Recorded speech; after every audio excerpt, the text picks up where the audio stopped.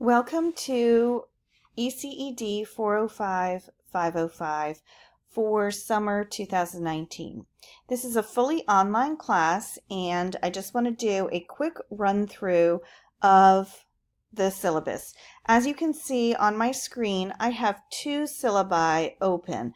I have one for 405, which is our undergraduate section, and I have one for 505, which is our graduate section.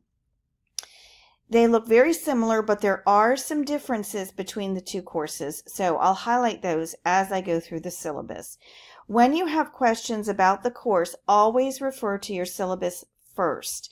Most of your questions can be answered by going to the syllabus. So first you'll see all the contact information. It's the same on both syllabi, and then the technical requirements, since this is a fully online class. We have no face-to-face meetings. There still is attendance and participation in an online class, but there are some specific technical requirements that you need to ensure that you will be successful with this online class. One of the things I want to point out is, since it's an online course and you're not going to a face-to-face class, you need to check into Blackboard much more often than you would with a face-to-face class. So, and also check your Mason email. You want to be checking back onto Blackboard and checking your Mason email at least 4 times a week. If you can check your Mason email every day, that would be ideal. What I suggest for all students is that they add their Mason email to their smartphones. That way you can see when you have an email that comes straight through from the course, and that will help you stay on top of all of our work throughout the summer session. So if you can do that, that would be great. Checking your email is the way I will communicate with you most of the time. When I do an overview of Blackboard, I'll show you the announcements section. When you go to Blackboard, you always want to check the announcements section first and then go through and look for whatever you're looking for. When I send an announcement out to the class, I try to remember 99% of the time, I remember to check the box to send an email that there is this announcement. But if I miss that, you won't get the email, but it will always be in that announcement section. So again, as far as technical requirements, make sure that you're checking your Mason email and make sure that you're checking Blackboard at least 4 times a week. So this is Introduction to Early Childhood Special Education. I'm very excited to have you all in this course. Early Childhood Special Education is a passion of mine. Love it. Taught in the classroom and love working with these little guys. So you can see right now I have it set up where the learning outcomes or our class objectives are listed here. And for undergraduates and graduates, they're the same. This is a course that you need for teacher licensure, and so the content is similar across the 2 levels of courses.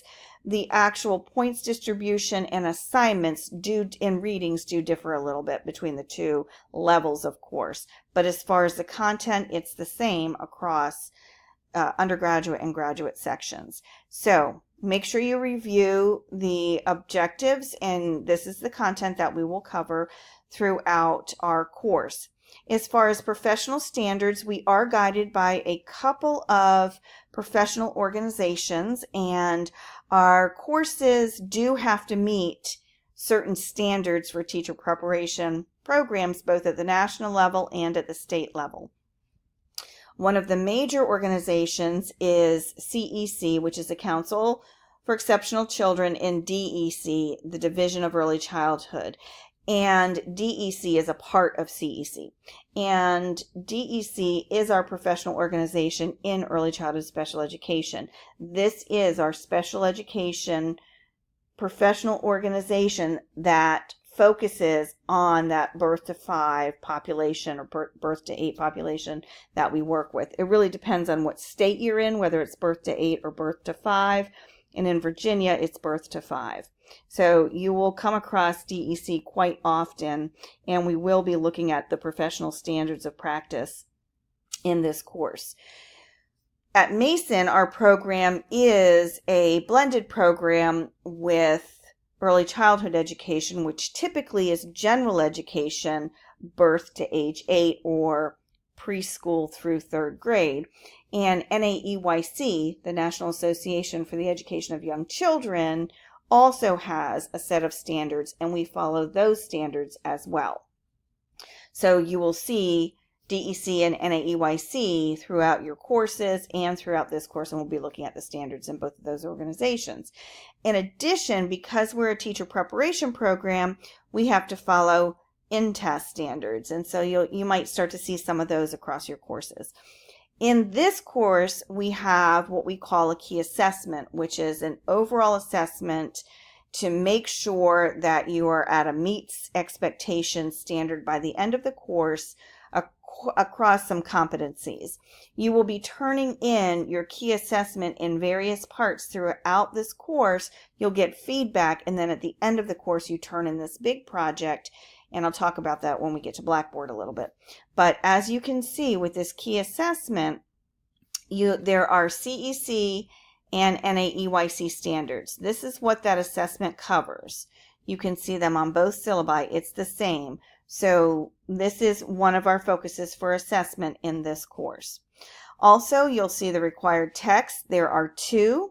The APA manual is a required text in all of our early childhood education courses.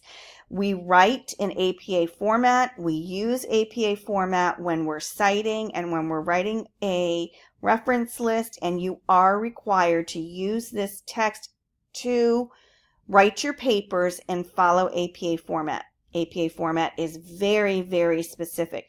It tells you how to do headers. It tells you how to do a title page. It tells you how to do a reference page. And your papers, when you turn them in, must be in APA format. So although some people think, oh, I can get away with not getting the manual, if you're in early childhood, you need to buy this manual because you're going to be using it for each one of your courses. Then we have a textbook, and it is, I believe, in the process of being updated, but I don't think that the new edition is out. It is a 2013 book, Inclusive Early Childhood Education. So you do need to get a copy of the textbook. Some people like to buy their textbooks. Some people like to rent them and decide whether or not they want to keep them. Because it is an older textbook and because of the way it's laid out, I would recommend that you rent the textbook and decide after you've rented it if you want to purchase it. So it's not one of those books that I would say this is a must-have for your professional collection. There are also quite a few online documents that you can see on both syllabi, and these are your CEC and DEC standards in early childhood special education. So there are links here. Hopefully the links aren't broken. Sometimes they work and sometimes they don't because these organizations update their websites. So please let me know if they don't work. They're also linked on Blackboard. We'll talk about that in the next video. So just be aware that these are documents. They're required for you to read for this course. You don't have to purchase them. You can use what is available online. And then you have a list of assignments. And you can see that there is a difference between the undergraduate and the graduate syllabi when it comes to assignments. Undergraduate participation and attendance is worth 25 points. At this point in time in summer, graduate attendance and participation is worth 15 points. And to make up those extra 10 points, you have an additional assignment that we'll talk about as we go through the syllabus and as we go through Blackboard. So there's one of the differences right there. In this table, you have all of the assignments, the due dates, and how much each of those assignments are worth. Same over here. Besides that statement of philosophy for graduate students, all of your assignments in this course are really split into 2 areas: field experience and your professional practice project. Your professional practice project is your key assessment. So you're going to turn it into 4 parts. You're going to put all 4 parts together at the end of the course and turn it into TK20. I'll talk about that on Blackboard. So this is a course that requires field experience, 15 hours of field experience in an early childhood special education classroom. So you must be getting your experience in an early childhood special ed classroom, preschool special ed. You have to register with the field experience office. It's due this Saturday. You need to do it right away because it's a summer course. You may not have your assignment when you're turning in your approval form, but I need you to sign that form saying that you have contacted the field experience office. The links are on Blackboard so that we can get this moving. We're at the end of the public school year, so we need to get you into the classroom as soon as possible. And then there are some other opportunities over the summer because our PAC classrooms in Fairfax County, or preschool autism classrooms, do meet throughout the summer. So I do need you to get on your field experience as soon as possible. And then again, the professional practice project is something that you will turn in 4 parts. You will be working together with a group to create an IEP. And we'll talk about this when we get to Blackboard and when we talk about the individual assignments. I want to keep the syllabus overview a little bit simpler, and then when we get to Blackboard, we'll probably have multiple videos so that we can talk about these assignments. Again, here's the breakdown for the field experience. The first thing that you have to do is you have to fill out that approval form. You get a point for turning it in. At the end of your field experience, you get your mentor teacher to sign it, and you get another 4 points, and then you're going to do an observation or reflection. It is a very specific observation and reflection, and you need to refer to the syllabus here of what has to go into this paper. It's a 4 to 5 page double-spaced paper written in APA format, and you need to cover these topics that are listed here on the syllabus. For graduate students, let's go back a little bit and talk about the statement of philosophy. I'll do a separate video just for graduate students on this specific assignment, but make sure you go ahead and read what this assignment is here on the syllabus. So this overview will always be right here for you to refer back to. Again, the professional practice project is our key assessment, and it is listed at the end of your syllabus. So we'll get to that in a minute.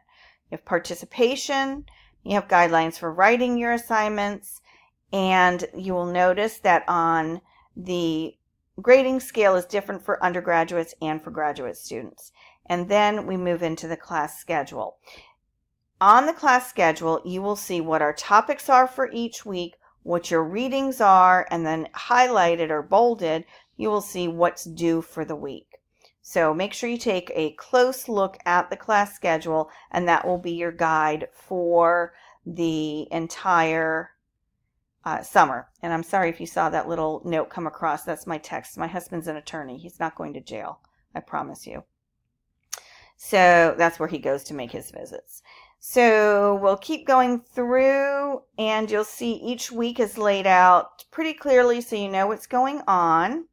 And then at the very end of the syllabus is that key assessment I was talking about. So you have your standards, and then you have a more detailed description of each part of that assignment. Rather than talking about it here, I'm going to talk about it on Blackboard, and I'm going to talk about some of the resources that are available for you. The one thing that I do want to point out here on the syllabus, besides the description of the assignments, at the very, very end, you will see a rubric. This is how you are graded at the end when you turn this key assessment into TK20. And when I'm grading the individual parts, I'm going to be looking and make sure you're at the meets or exceeds.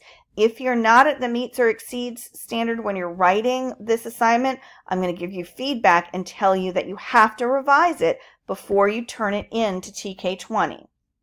So please make sure that you are looking at this key assessment as you're writing your paper. So I think that's it for the syllabus, and if you have any questions, go ahead and read the syllabus very carefully, and I'll show you a spot on Blackboard for questions, and you can always email me.